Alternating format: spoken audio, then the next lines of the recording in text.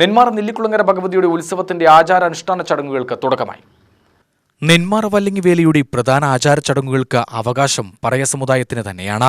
പറയ സമുദായക്കാർക്കാണ് വിളിച്ചു ചൊല്ലാനുള്ള അവകാശം. പറയ സമുദായത്തിലെ സമുദായക്കാരനവരായ പഴനിമലയ്ക്കാണ് ഓലക്കൊടിയുമായി എത്തി വിളിച്ചു ചൊല്ലാനുള്ള അവകാശം. കൂറിയിടൽ ദിവസമായ ശനിയാഴ്ച രാവിലെ കിളിയല്ലൂരിലെ പറയമുത്തൻ പറയമുത്തി ക്ഷേത്രത്തിൽ പ്രത്യേക പൂജകൾ നടന്നു. ഉച്ചയ്ക്ക് മുമ്പ് പൂജകളും ഉച്ചയ്ക്ക് അന്നദാനവും ഉണ്ടായിരുന്നു.